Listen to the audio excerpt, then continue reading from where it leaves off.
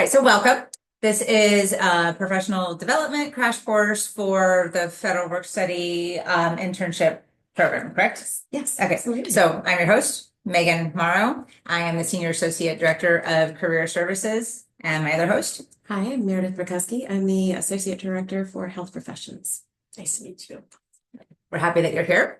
Carter and I know each other. I teach the professional development as well. So we're kind of all over campus. But we were asked by Dr. Blanc to give this professional development. So we said we tag team to be more fun this way. So kind of informal. And a lot of this stuff you guys are going to already know, especially you, Carter. This is stuff we've already talked about. So, but as you go into an internship, I would say like the most important thing is, and this is not even rehearsed or scripted, so we're just going to fly by the seat of our pants. I would say the most important thing is knowing that you are representing that company.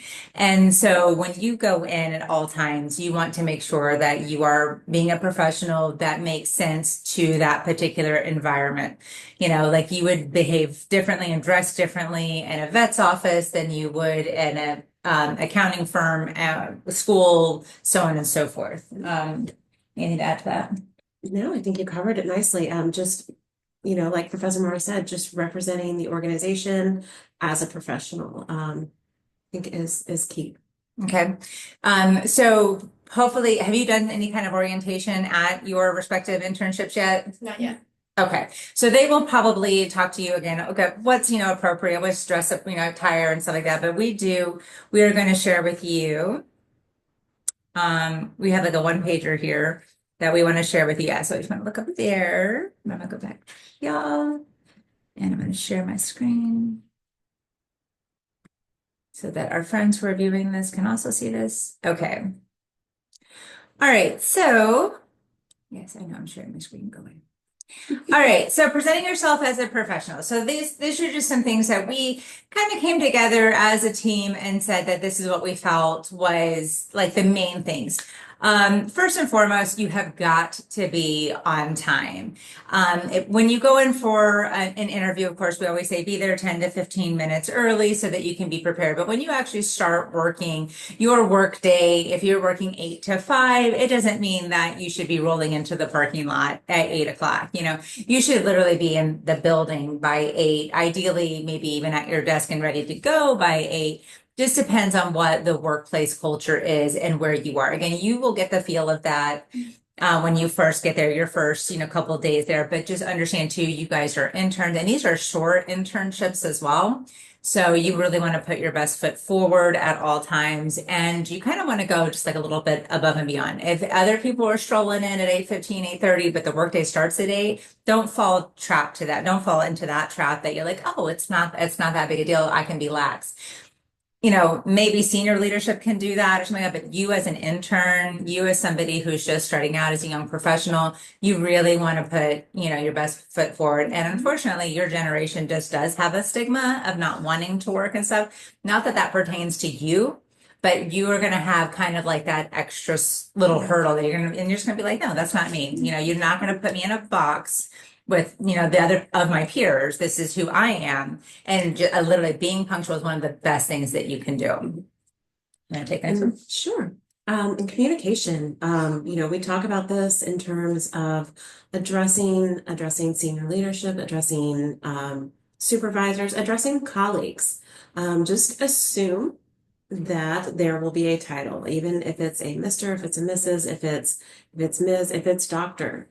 Whatever that, go a step above, instead of just, hey, Megan, how are you doing today? Just, hi, Professor Morrow, just kind of, you want to keep it professional. Again, you may see others kind of, in a more casual relationship. Remember that because you are there for a limited time, you don't have that history. So there's not quite the level of familiarity there. As people, get used to you being there, get kind of friendlier with you as your time there goes on, they may come and say, hey, it's okay, just please call me Meredith. At that point, absolutely. At that point, it almost becomes awkward to keep addressing someone as Thank you, Ms. Prokowski. Right. So just kind of follow their lead, but generally start a step up on the professional. Absolutely. And if they, at day one, if they say, call me Megan, then they have given you that freedom and call them by their first name. Because like Meredith was saying, like, cause then it could be kind of awkward, you know? And I still have students that that I taught in high school 10 years ago. And I see them on the community like, Miss Morrow. I'm like, at this point, it's Megan. Okay, guys.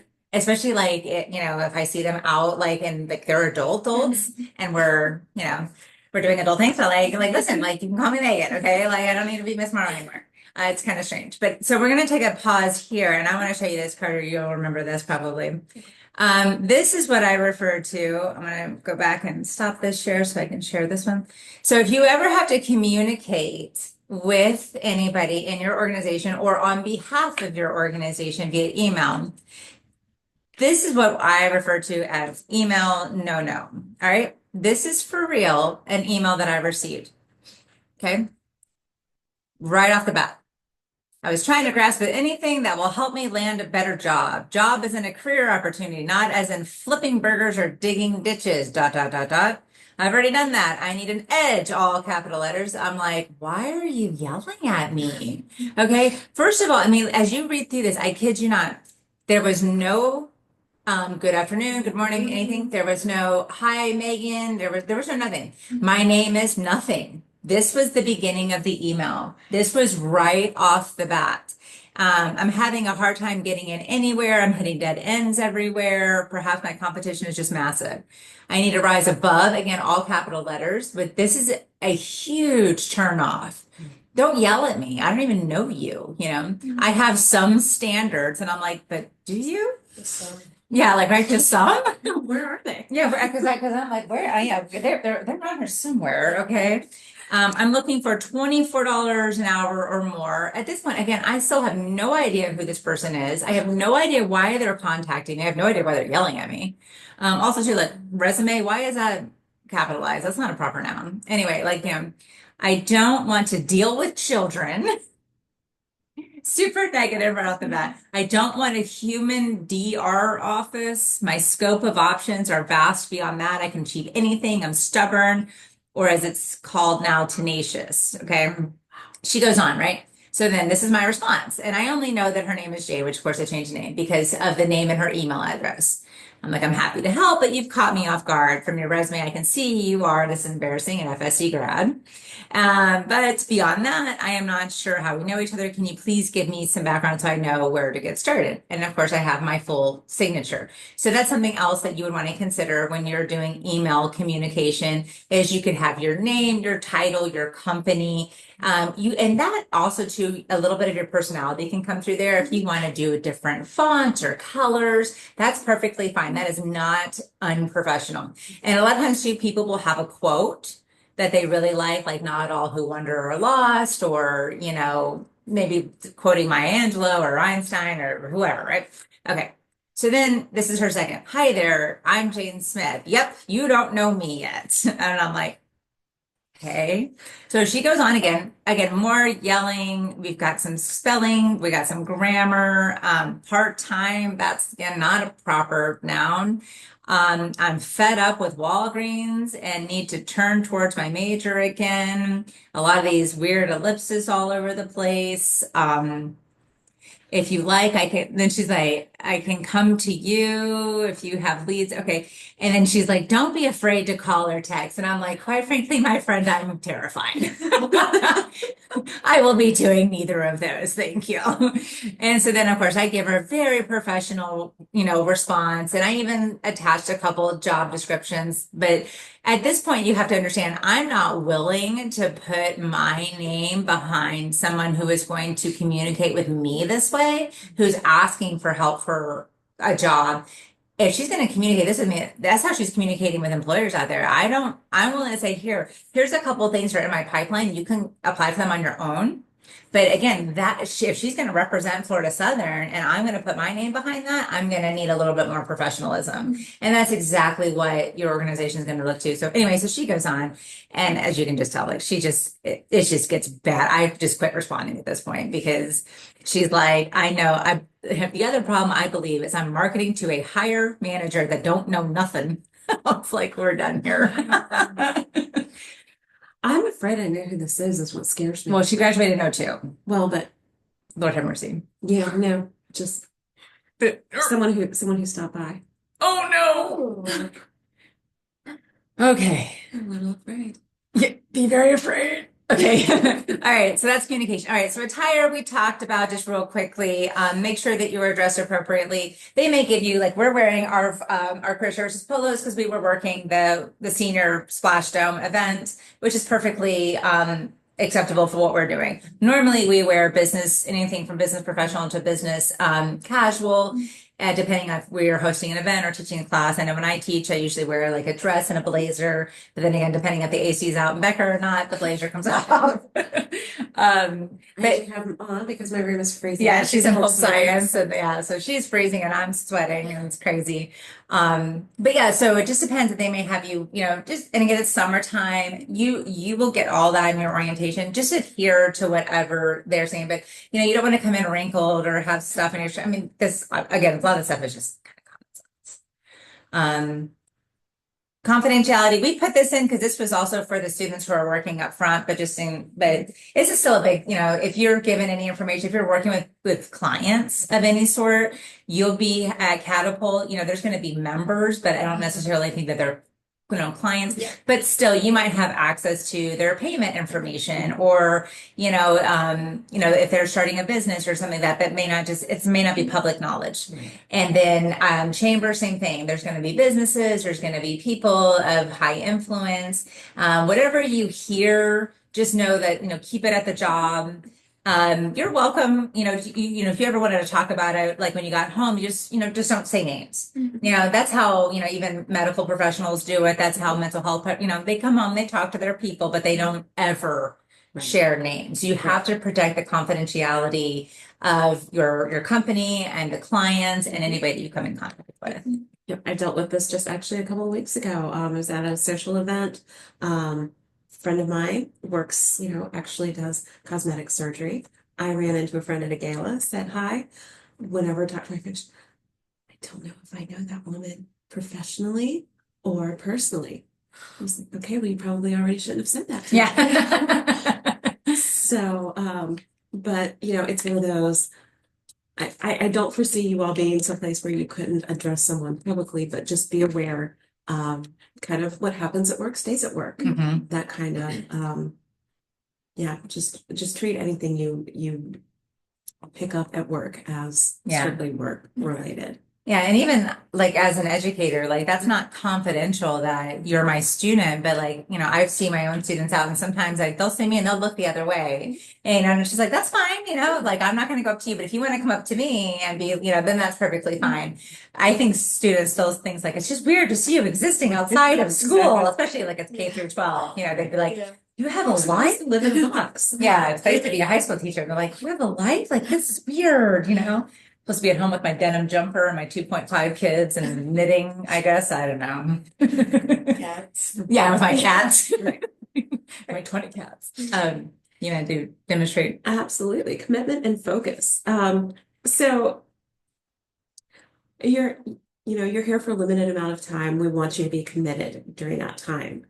We know you have a personal life outside of that, but when you're there, when you're at work, you need to be present there. That's not checking social media. That's not checking personal emails. Hopefully that's not, oh my gosh, I got home at 4 o'clock this morning and I'm still hungover and exhausted. Hopefully it's not any of that. So, again, it kind of goes, it really all kind of cycles together with the professionalism, the punctuality, the focus.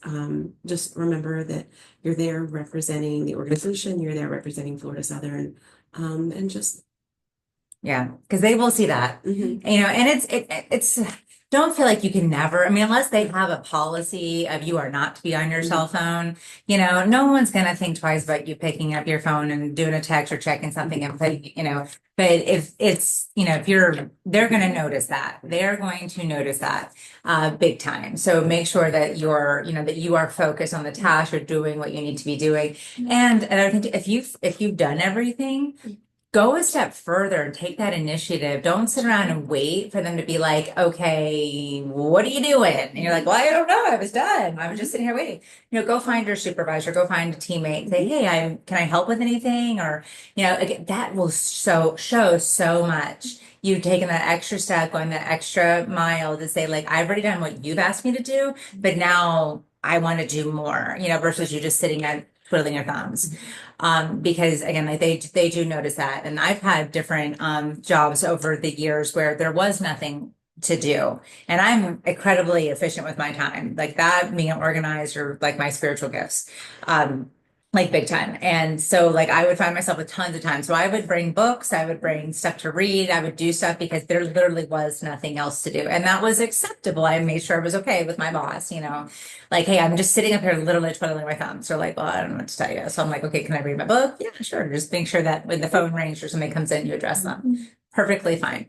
But to go on to Merida's point too about checking your personal email, things like that though, because honestly, and this is from a personal experience, like where I didn't adhere to that policy and I checked my personal email and got some very, very upsetting news.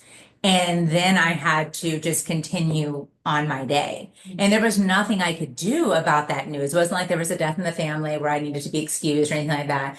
But there was nothing I could do, and I had to just deal with it. And I was not focused.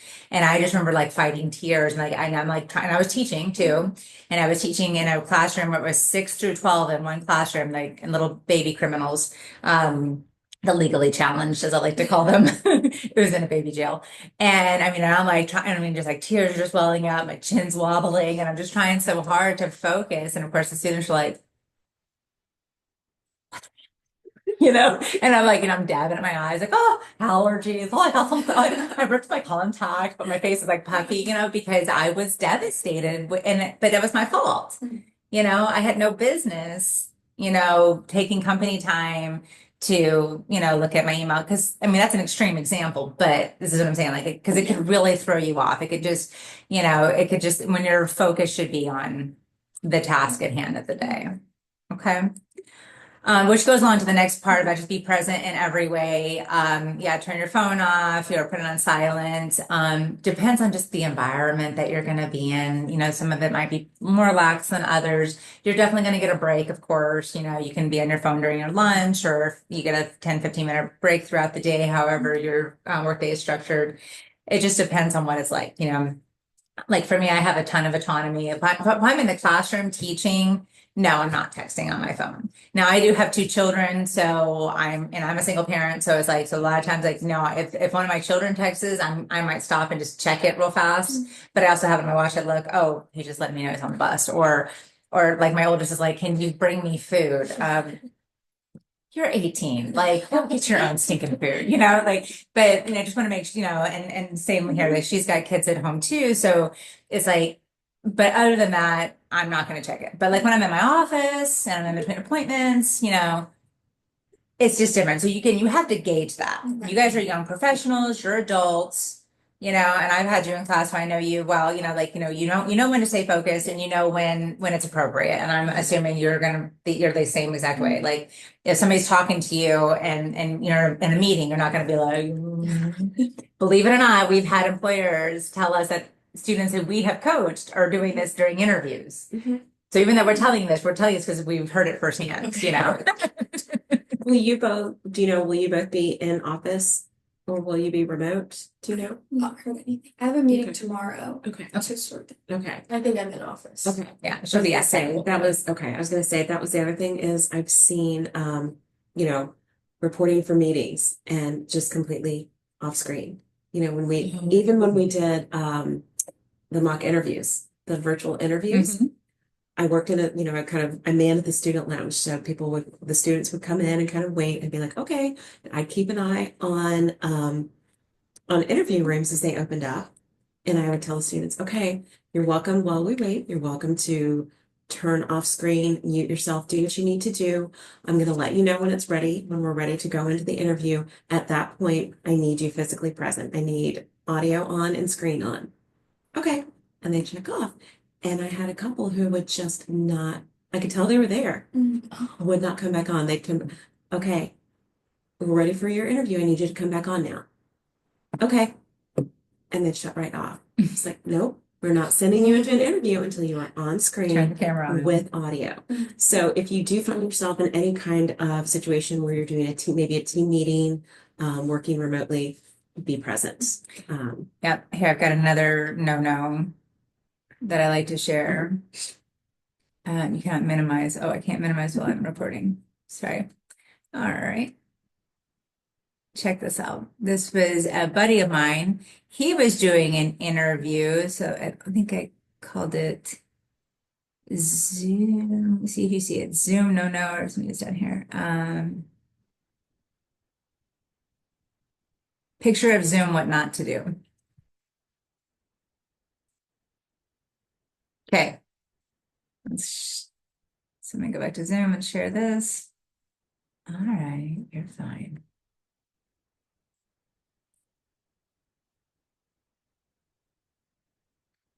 All right, what not to do. So these 5 people are interviewing one person.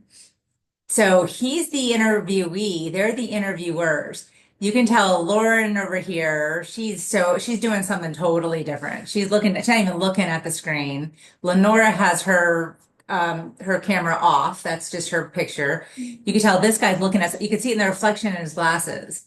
Like he's looking at something else on the screen. He's not even looking at the person so he's got a second screen pulled up. This one, she looks like she'd be anywhere else than where she is right now. There's I'm gonna get the numbers wrong, but the idea is the same. The message that you give to somebody, it's like 55% is your body language. That's your facial expression. That's the way you hold yourself. That's the look on your face. So watch your RBF. That's huge. That's what she's got. She's got some RBF bad right now, right? The other good portion is tone, and then only 7% is what this research says. Only 7% is the words that you say. So everything else is your body language and your tone. And like I said, right here you can tell. Now this last guy, Warren, he actually looks like he's engaged. But out of all these 5 people, this is the only one. And so you can imagine if you're in a meeting and there's one person and here he is, he's trying to talk to all 5 of these people. And this would be so disheartening. I'd be like, they don't care. They're not listening to a word I'm saying.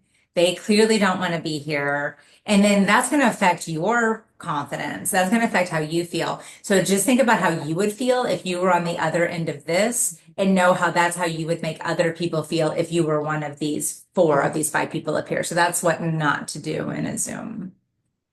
So we'll stop sharing there. Okay. We'll go back to our professionalism here. Now that said, if you are in a remote meeting, everyone except that maybe the speaker is turned off. In that case, it may be awkward to be the one person. Yeah. You also don't want to be the creeper. That's what I say too. I say smile, but don't be like that creepy, like my little. All right. Be respectful of those around you. A lot of this is just again common sense, but treat everybody with the same respect from the CEO to the custodian. First of all, that's just good business life in general, because nobody's better than anybody else. And if we didn't have the custodian or the plumber or the mechanic, or we wouldn't have the companies couldn't thrive, so we just don't need, I think I just put it in, sorry. We don't need, be respectful of others. We don't, this is professionalism, America. We're being recorded. Oh, God, I know. Yeah, and stuff and don't chew gum. You may think that you're being discreet, but and somebody pops it, just like, I'm a big proponent, always drink water though, always have water with you, especially if you are in a meeting or if you have to give a presentation, your mouth does get dry, you're going to get nervous. I always have water, but I would shy away from like soda or anything like that. You don't want to be like, all gassy in the middle of your presentation or something like that. But, and then if you're, food and stuff like that, just again, it's all going to be dependent on your work environment. But, have your breakfast at home. Then you'll have a lunch hour and then, and if you're going to have snacks, just little stuff like make sure it's not like you're not crunching on potato chips in the middle of a meeting. If you're having some fruit or something like that, like Maybe where it's just not, shrimp from last night. yeah. And if you and throw your shrimp tails away, not in the coffee room, Right. where you're, oh, that was so gross. It needs to go away, kind of, so, kind of common sense stuff, but just, watch, chewing gum or,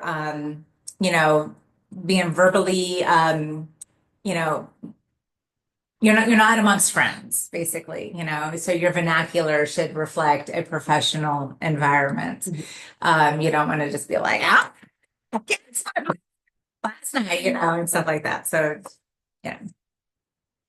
I would, and just from personal experience, I will also lean into the avoid wearing heavy cologne or perfume. Mm-hmm. I had an office mate at one point who, it's one of those rules, if you can smell it, you're wearing too much. Yeah.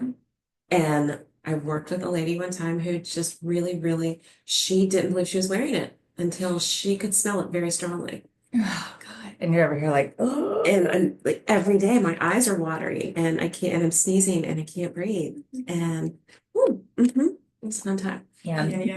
People have allergies, and then you might overdo it. I always say something about interviews, never wear body spray, perfume or cologne. Also, too, if you don't know this, but your olfactory system is directly tied to your hippocampus, which is part of your memory. And have you ever smelled something and you're like, oh my gosh, that takes me back to when I was a little girl. Oh my gosh, So memories could trigger too. Like, you could be triggering someone's not pleasant memory and you don't even realize that you're doing it. And now they're associating you with something unpleasant from their past, but just be careful about how much. If you want to wear a little bit, just like little spritz or whatever, just be very careful. Okay. So, in terms of being trustworthy and direct in both speech and action, one of the things we're talking about here, kind of like it says, it's okay to make mistakes. We're all human. We're all going to make them. And it's really important to just go ahead and own that. And it's okay to explain maybe why we don't want to cross that line into making excuses. We definitely don't want to blame others. It's absolutely okay to say, I'm so sorry, I perhaps didn't understand the assignment. Could you help me, understand what I need to do to correct this? Like I said, we're all human, we all do it, and especially walking into a new position, it's really easy to kind of just maybe not know the full history. Maybe sometimes people don't explain. Sometimes people just assume that that you've been there for 4 years. And so ask questions in advance, be proactive, make sure you understand kind of what the work that's expected. And if something comes along, if you get halfway through and you're like, maybe I'm not doing this right, or you get to a point, I'm not going to meet this deadline. Be proactive. Go ahead, ask questions, raise concerns. I'm working on this. I'm afraid I'm not going to meet this deadline. Is it possible to get some additional help? Is it possible that this could be, this deadline could be extended? But just make sure you're doing that again in a respectful manner. And if mistakes are made, it's okay. Just, I'm so sorry about that. What can I do to correct it? Okay. Yeah, they don't expect you guys to know everything, but I will tell you this too, you will get so much more respect from your supervisors and your colleagues and everybody that you work with when you own it. Yeah. When you just either try to push it under the rug, pretend it didn't happen, turn a blind eye, or like I was saying, like blame, not take responsibility, blame other people. Oh, it's not my fault. You didn't explain it right, or she didn't give me the right, when you own it, first of all, it shows just maturity, it shows emotional intelligence, it shows growth. And especially if you have made a mistake and you've realized that you've made that mistake, go to your supervisor with not only did I make this mistake, but here's how I think we could fix it. you know, and the same goes too, if you're having a problem, whether it be with somebody that you're working with, or maybe your work situation of some sort, maybe your environment or your task, or whatever, don't just go with the problem, go with the problem and a proposed solution, because they're very busy. And, you know, if you just come to them with problems, they're going to be like, what do you want me to do? Like, you know, you figure it out, you know, so you might have some bosses that are like that, unfortunately. But if you kind of like, hey, I'm struggling with this piece, but this is what I think might help me. First of all, that's going to be wonderful. But if you make a mistake, maybe, you know, maybe you're responsible for a budget, you know, for balancing the budget or something again. Oh my gosh, you put the decimal in the wrong place, or you add an extra zero and end up with 5,000 spoons and not 50 that she got for her son's graduation. True story. I was getting 180, it was 1,000. Yeah, spoons, little plastic spoons. Because she had a little couple extra zeros. That happens. Right. Everyone likes yellow. Yeah. But yeah, so it's like, you know, it happens. It's honest mistake, you know, I mean, unless you're flat out stealing from the company, it's an honest mistake and you're learning. And then again, when you come with that kind of openness and that kind of vulnerability, because strong people do expose their vulnerabilities to grow and to be open to feedback, which would be the next thing, which is not necessarily on here, but be open to the feedback. You know, you're only going to be there for what, 2 weeks, right? Or something like that. Is this your first professional experience? Okay, is this yours? Yes. Okay. So especially you've heard, be open to the feedback. Yeah. No matter what it is, take it with all of, you know, the love and support that hopefully it's coming from. Yes. You know, and it's not just like you suck, you know, and if somebody ever taught you that way, you don't have to take that. Okay. Because you are going to have bosses like that something down the line. You unfortunately, that just is what it is. But I don't foresee that kind of experience you guys are going to have for this. But, you know, whatever the feedback may be, you know, just take it and, you know, lean into it. And we grow personally when we're not comfortable. When we just stay in our little comfort zone, we don't grow. So it's uncomfortable and nobody wants to hear that they're doing something wrong, or, you know, it's you know, but just lean into it and just be comfortable in being uncomfortable. Okay. Now that said, if someone's giving you feedback and you know it's entirely wrong, you just thank you so much. I will take that into consideration. I will use that moving forward. Yeah. And just I will use that moving forward. And it's okay. And you just kind of okay. Sometimes it like, you know, sometimes it may make you uncomfortable. Sometimes you just plain know it's wrong, and that's okay. And you just thank you so much. And or they're telling you the same thing. You're like, I already know this. I already know this. You just smile. Smile. Thank you. Thank you so much. Yes, thank you so much. You know, it just depends on your work environment. And we've been in the workforce for so long. I mean, I could tell you story after story, you know, of good bosses and bad bosses and mediocre bosses. And, you know, where I've even been the boss and I've screwed up, you know, and, you know, it's just, life is not perfect and life isn't fair too. That's another thing too. Life is not fair. So we are all dealt our hand. It's how we play it. You know, and so, you know, don't compare yourself, especially with such a short amount of time that you guys are in these internships. Don't compare yourself to other people. Compare yourself to your own self. Am I doing better than I was yesterday? Am I learning more than I knew yesterday? And lastly, you know, have fun. You know, this is all about growth. This is all about an opportunity. Be confident in your own potentials. Have fun with it. Learn to laugh at yourself too. That's the best thing that you can ever do. If you trip and fall, you drop a whole stack of papers, you know, you spill coffee on yourself on the way into work, just learn to laugh at yourself. Yeah, absolutely. I usually get up and do a little curtsy. Like, or like if I really trip, I tripped over absolutely nothing on the second floor. My foot just caught that weird linoleum and I literally stumbled and I like almost slipped right in front of Sandy Calvert's office. And they looked at me and I went, I'm safe. And she's like, what did you do? And I was like, I don't know. The troll under the bridge, my own feet. I don't know. I think I scuffed the floor with my shoes and everything. I was like, safe. And then it just takes the pressure off, you know. You can be embarrassed inside, but just know, and with that too, that just life lesson too, you're the only one who is still thinking about that, you know, yesterday or tomorrow, and the next day. Nobody else. They're busy replaying their mistakes from 30 years ago. Trust me. Trust me. And trust me. All right. Any questions about our little one pager here? Okay, the last little thing I kind of want to show you guys, we did a fun career fashion show. I know, I love this. So I want to show you these guys. I'm sure you guys know these guys. All right, so we did a board of trustees fashion show. And so we had these guys come out and this was kind of fun. So they were doing interview apparel fashion show, right? So we got Brooke over here and she is just killing it. So that's what we actually had the board do. We gave them little red and green paddles and we said, hey, can you let us know if our students are nailing it or failing it, right? So of course, Brooke got all the green paddles. You know, she's dressed in a suit. She has her hair nice and tied back, but you don't have to. But you know, she has hers nice and tied back. She's pristine. Her, you know, no wrinkles or anything. She had a nice portfolio with her, and even like because how we had them do, like they came in, they walked in. They had checked because it was again for an interview. They had checked in, and then they had this seat. So this was going to be. Remember, we did this in class. So this is you're now waiting for your interviewer to come get you. So she's even sitting up, you know, and she's shoulders are back and her head is up, and she's very good posture, right? And she's just waiting to be called out for an interview.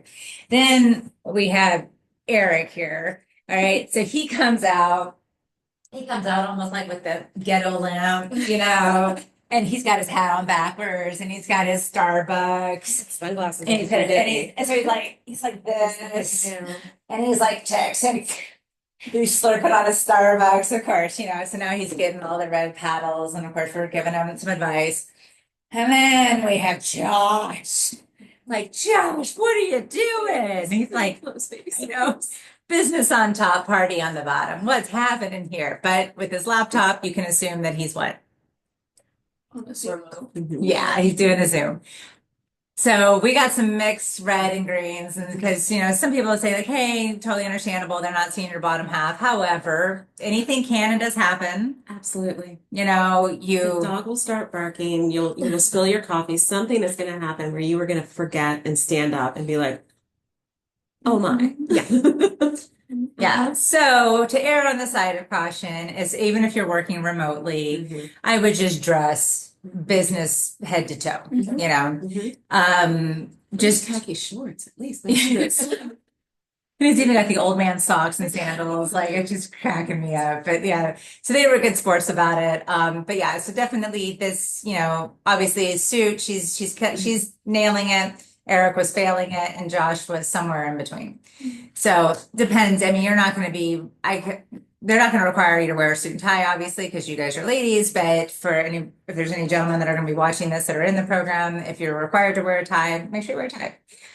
It's pretty simple, you know, and you'll see people in the office too, like you can take your blazer off. That's not unprofessional at all. Like if you're sitting in your desk or your office, take it off, put it on the back of your chair. In my office, I even have like a coat, like a hanger. So I hang my blazer up so it's nice and stays wrinkle free, stays out of the way, and it doesn't get spilled stuff because I do. Like, I swear I'm just like, first time I'm eating is every time. Every time I eat is like the first time I've ever eaten. I get stuff all over myself.